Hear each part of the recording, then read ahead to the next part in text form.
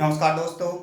देखिए आज हम करेंगे 10th क्लास एनसीईआरटी का मैथ। उसका फर्स्ट चैप्टर है वास्तविक संख्याएं। तो देखिए वास्तविक संख्याएं क्या होती हैं, तो पहले हम थ्योरम पढ़ेंगे, उसके बाद इस चैप्टर के डिटेल में जाते रहेंगे। चलिए सीखते हैं। देखिए सबसे पहले है इसमें पॉइंट यूक्लिड विभाजन प्रमेय का।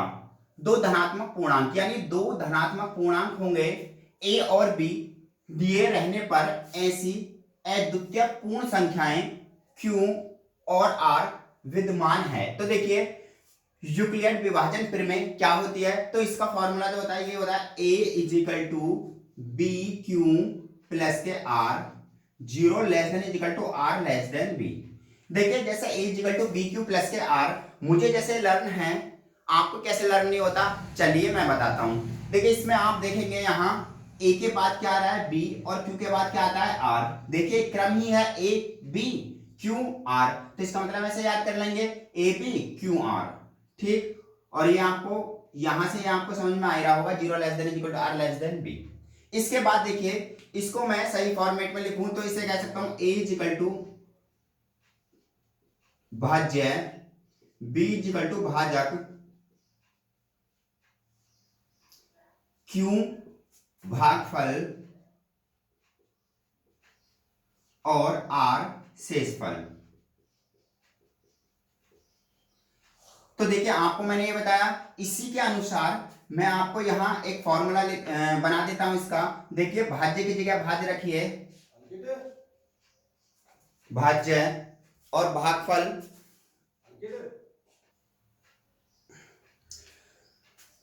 देखिए, इसके बाद भाज्य बराबर भागफल मल्टीप्लाई, या भागफल की जगह पहले आप ले सकते हैं भाजक गुणा भागफल प्लस शेषफल। इसको हम हिंदी के फॉर्मेट में इस टाइप से लिख सकते हैं।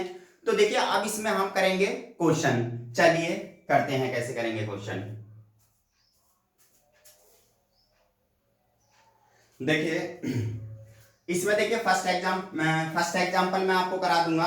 पहले मैं आपको यूक्लिड विभाजन प्रमेय पे एक क्वेश्चन करा देता हूं। देखिए जैसे फर्स्ट क्वेश्चन है, दर्शाइए कि प्रत्येक धनात्मक समपूर्णांक 2q के रूप का होता है तथा प्रत्येक धनात्मक विषम पूर्णांक 2q प्लस 1 के रूप का होता है जहां q कोई पूर्णांक है। तो देखिए इन क्वेश्चनों को करने के लिए मैं आपको इतना अच्छा मेथड बताऊंगा कि ये सारे जितने भी क्वेश्चंस हैं इसमें सारे आपके इजी हो जाएंगे। देखिए सबसे पहले हम करेंगे, हमें विषम समपूर्णांक और विषम पूर्णांक दिखाना है। तो सॉल्यूशन देखिए यूक्लिड विभाजन प्रमेय हम जानते हैं a is equal to B Q plus के R, zero less than is equal to are less than B. तो यहां पर आप b की वैल्यू, यहां देखिए 2 है, यहां भी कितना है 2 है, तो 2 मान लेंगे। इस वैल्यू को आप इस फॉर्मेट में रखेंगे। देखिए कैसे, zero less than is equal to are less than 2। अब देखिए यहां से समझने की बात है, r की वैल्यू 2 से छोटी होगी, 2 नहीं होगी, और r की वैल्यू 0 भी हो सकती है और 0 से बड़ी भी हो सकती है। तो आप देखेंगे इस चीज को मैं आपको और खोलकर दिखाता हूं। देखिए जैसे अगर मैंने लिखा 0 लेस देन r, तो इसका मतलब है r की वैल्यू 0 से छोटी है, और अगर मैंने यहां एक डंडा और लगा दिया इक्वल, तो लेस देन इक्वल बोलेंगे इसे। तो इसका मतलब होता है r की वैल्यू 0 के इक्वल भी हो सकती है और 0 से छोटी भी हो सकती है। अगर मैं लेस देन कितना कर दूं 2, जैसे मैंने इसमें कर रखा है, तो इसका मतलब है r की वैल्यू 2 से क्या होनी चाहिए, छोटी। यहां इक्वल का साइन नहीं है क्योंकि यहां पर कोई भी जैसे डंडा है ये यहां पर लग रहा है, ऐसे कोई भी डंडा नहीं है ना। तो इसका मतलब है r की वैल्यू 2 से छोटी होनी चाहिए, 2 के बराबर नहीं हो सकती। इस चीज का स्टूडेंट्स विशेष ध्यान रखें क्योंकि यहां से दिक्कत हो जाती है। अब देखिए मैंने आपको बताया, तो मैं क्या कर सकता हूं, r की वैल्यू यहां से 0 हो सकती है, 1 हो सकती है, बट 2 नहीं हो सकती क्योंकि r लेस देन 2 है ना। तो देखिए जो ये आपके 0 और 1 आए हैं इसको इसमें रखिए, a is equal to two तो है ही, ठीक है ना, क्यू आपके पास है ही, प्लस यहां पर कितना आ गया है 0 इजिकल टू 2q, ठीक है ना। a is equal to 2q plus यहां पर देखिए 1 आया है ना, तो इसको यहां पर 1 रखेंगे, इजिकल टू 2q प्लस 1। तो आप देखेंगे इस फॉर्मेट को हम क्या कहते हैं, सम, सम और इसको विषम।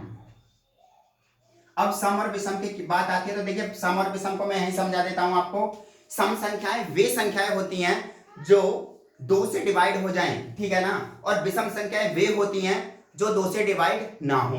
बट देखेंगे 2q का मतलब क्या है, ये तो संख्या नहीं है, मगर आपके दिमाग में एक बात बताइए, आप अपने पिताजी के बेटे हैं या बेटी हैं, तो आपका डीएनए आपके पिताजी से मैच करेगा क्या? सम संख्या का डीएनए मैच नहीं कर रहा है। अब r की जगह पे आप यहाँ q की जगह पे, क्योंकि q के पहले इस पे 1 2 3 4 कुछ भी विषम सम संख्या कुछ भी रखो, तो यहाँ पर सम आना चाहिए। देखिए 2 मल्टीप्लाई 1 इजिकल टू 2 आ गया, 2 मल्टीप्लाई 3 इजिकल टू 6 आ गया। इसका मतलब ये कैसी संख्याएं, सम संख्याएं। और विषम संख्याओं के लिए यहाँ पर आप सम संख्या कुछ भी रख लो, वो क्या आएगा, विषम में आएगा।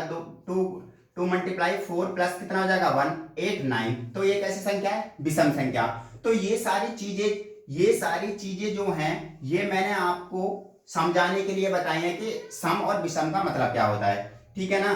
तो आपका क्वेश्चन यही था, तो हम लिख देंगे इसको कि ये सम फॉर्मेट में है और ये किसमें है, विषम फॉर्मेट में है। एक बार इसको आप स्क्रीनशॉट ले लें, फिर नेक्स्ट क्वेश्चन करते हैं।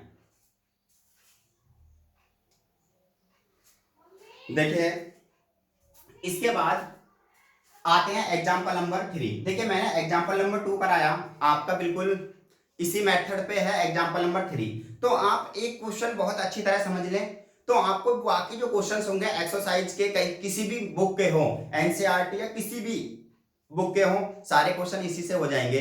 आप एक बार ध्यान से समझें। चलिए देखिए सीखते हैं सॉल्यूशन।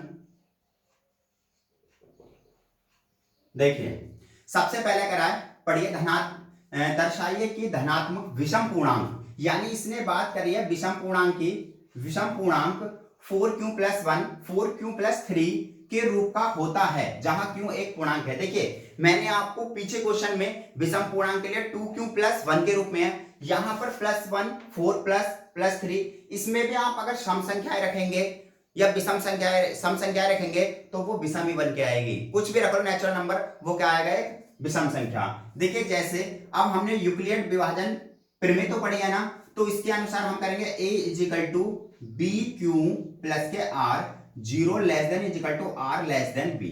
अब एक बात बताओ आप, मैंने आपको यहां पर ही फोकस करने के लिए बोला था उस क्वेश्चन के अंदर। देखिए मैंने रेड जो कराया है इसके अंदर ब्रैकेट के अंदर, आप देखेंगे यहां पर 2 था, अरे जब और यहां पर भी 2 था, बट यहां 4 है और यहां भी क्या है 4 है, तो b की जो वैल्यू आ गई, b की वैल्यू कितनी आ जाएगी यहाँ 4। आपके समझ में, यहां अगर 3 होता तो 3 लेते, 4 होता तो 4 लेते, 6 होता तो 6 लेते, ठीक है ना।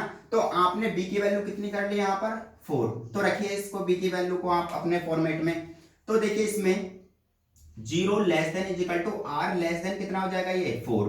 अब देखिए यहां से एक बात निकल के आती है कि r की वैल्यू जो होगी वो 4 से तो छोटी होगी, मगर 0 से क्या होगी बड़ी, और 0 का इक्वल भी है। यहाँ काय का निशान लग रहा है, ये वाला जो निशान लग रहा है इक्वल का निशान लग रहा है। तो r की वैल्यू जो हो जाएगी 0 हो सकती है, 1 2 3 4 हो सकती है क्या, नहीं 4 नहीं हो सकती। क्यों नहीं हो सकती, क्योंकि r लेस देन 4 है। अगर यहाँ इक्वल का निशान होता जब तो हम उसको क्या करते कि ये 4, इसकी वैल्यू कितनी होती 4। तो चलिए हम जो वैल्यू हैं सब अपने उसमें रखते हैं फॉर्मेट में। यहाँ a इजिकल टू b की जगह 4 है, q प्लस r की वैल्यू कितनी आ गई 0 इजिकल टू 4q, ठीक है। a is equal to 4q plus यहां पर कितना रख देंगे 2 is equal to 4q plus 2, sorry 2 की जगह यहां पहले 1 रख लीजिए, 1 यहां पर कितना आ जाएगा 1। a इजिकल टू यहां पर 2 भी है तो 4q plus 2 is equal to 4q plus 2, और यहां पर देखिए a is equal to 4q plus 3 is equal to 4q plus 3।